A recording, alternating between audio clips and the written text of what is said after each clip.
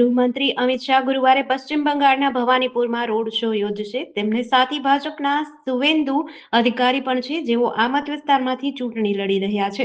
અગાઉ એક રેલીમાં અમિત શાહે કહ્યું કે પશ્ચિમ બંગાળમાં પરિવર્તન આવશે. આ વખતે કોઈએ ડરવાની જરૂર નથી. બંગાળના મતદારોને કોઈ ગુંડા રોકી શકશે નહીં. પશ્ચિમ બંગાળના મુખ્યમંત્રી મમતા બેનર્જી ભવાનીપુર બેઠક પરથી ચૂંટણી લડી રહ્યા છે.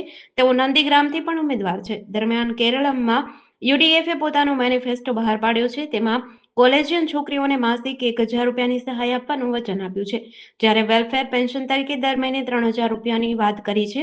હુમાયુ કબીરના મુસ્લિમ સીએમ નિવેદન પર પ્રતિક્રિયા આપતા ભાજપના અર્જુનસિંહે કહ્યું કે જો મુસ્લિમો પોતાનામાંથી એકને નેતા તરીકે પસંદ કરે તો મમતાનો પક્ષ બંગાળમાં 30 બેઠકો પણ જીતી શકશે નહીં. શ્રી સ્વામિનારાયણ મંદિર વડતાલ ધામ સંચાલિત વિશ્વ પ્રસિદ્ધ યાત્રાધામ સાળંગપુર આજે શ્રી કષ્ટભંજન દેવના જયઘોષથી ગુંજી ઉઠ્યું હતું. હનુમાન જયંતીના પાવન અવસરે આયોજિત કૃતજ્ઞતા મહોત્સવમાં શ્રદ્ધા, ભક્તિ અને ભવ્યતાનું અનોખું ત્રિવેણી સંગમ જોવા મળ્યું હતું. આજે 2 એપ્રિલના રોજ વહેલી સવારે 5 કલાકે મંગળા આરતી સાથે જન્મોત્સવનો પ્રારંભ થયો હતો.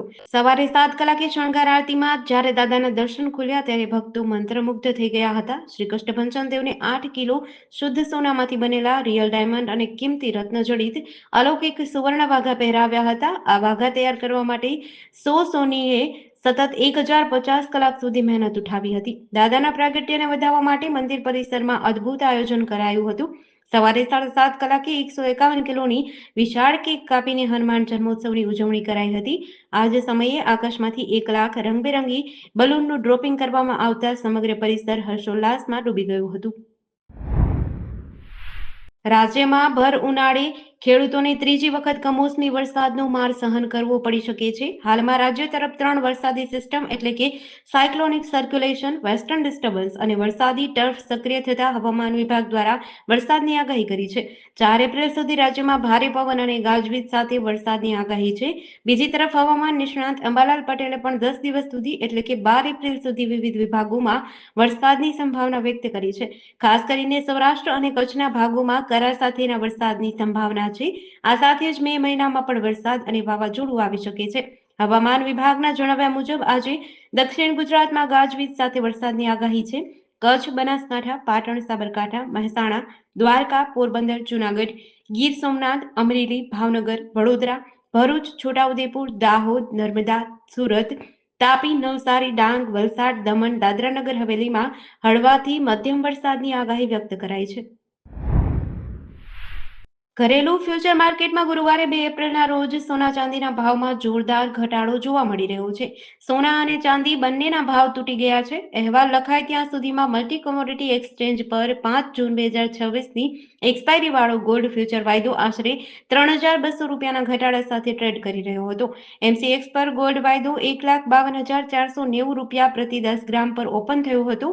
તેના છેલ્લા ટ્રેડિંગ દિવસે એમસીએક્સ પર સોનું 1,53,708 રૂપિયા પર ટ્રેડ થતા બંધ થયું હતું. સવારે લગભગ 9:55 ગોલ્ડ વાયદો 2% વધારાના ઘટાડા સાથે 1,50,495 રૂપિયા પર ટ્રેડ થઈ રહ્યો હતો. ગોલ્ડ ફ્યુચર વાયદો શરૂઆતી કારોબારમાં 1,52,490 રૂપિયાના હાઈ લેવલ પર પહોંચ્યો હતો. સુરતમાં તાજેતરમાં કરોડોની નકલી નોટો છાપવાના કૌભાંડમાં ઝડપાયેલા કહેવાતા યોગ ગુરુ પ્રદીપ જોટાંગિયા વિરુદ્ધ હવે તબીબી આલમમાં પણ ભારે રોષ જોવા મળી રહ્યો છે. કોઈપણ માન્ય મેડિકલ ડિગ્રી વગર આયુર્વેદના નામે લોકોની સારવાર કરતા આ ઢોંગી બાબા વિરુદ્ધ સુરતના આયુર્વેદિક ડોક્ટરોએ મોરચો ખોલ્યો છે. શુક્રવારે ડોક્ટરોનું એક મોટું પ્રતિનિધિમંડળ રાજ્યના મંત્રી પ્રફુલ પાનસેરિયાની ઓફિસે રજૂઆત કરવા પહોંચ્યું હતું. આયુર્વેદિક ડોક્ટરોનો આક્ષેપ છે કે પ્રદીપ બાબા માત્ર સોશિયલ મીડિયા પરથી અધકચરું જ્ઞાન મેળવીને ગંભીર બીમારીઓને સારવાર કરવાનો દાવો કરતો હતો. આયુષ મંત્રાલયના નામનો દુરુપયોગ કરી તે નિર્દોષ નાગરિકોને છેતરતો હતો.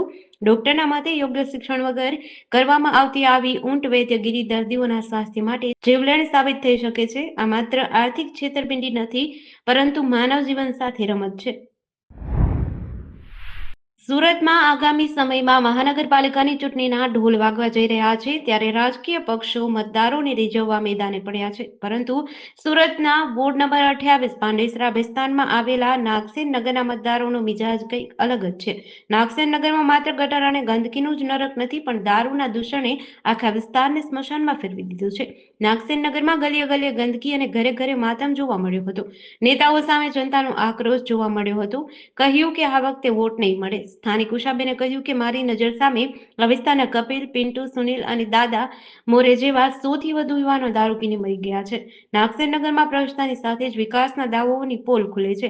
જે પોલીસ ચોકી પર વિસ્તારની સુરક્ષાની જવાબદારી છે ત્યાં તાળા લટકેલા જોવા મળ્યા હતા. આશ્ચર્યની વાત એ છે કે આ ચોકીની બિલકુલ પાછળ આવેલા ખંડેર જેવી જગ્યામાં દારૂની ખાલી પોટલીઓનો ઢગલો જોવા મળ્યો હતો. કોડીનાર પોલીસે એક જ રાતમાં 2 સ્થળોએ દરોડા પાડી ₹29,530 રોકડ સાથે 10 જુગારીઓને ઝડપી પાડ્યા છે. ગીર સોમનાથ જિલ્લા પોલીસ વડા જયદીપસિંહ જાડેજાના માર્ગદર્શન હેઠળ આ કાર્યવાહી કરવામાં આવી હતી. પ્રથમ દરોડો કોડીનાર ટાઉન વિસ્તારમાં યુનિયન બેંક પાછળ પાડ્યો હતો. નાઇટ પેટ્રોલિંગ દરમિયાન મળેલી બાતમીના આધારે પોલીસે જાહેરમાં જુગાર રમતા 5 વ્યક્તિઓને ઝડપ્યા હતા.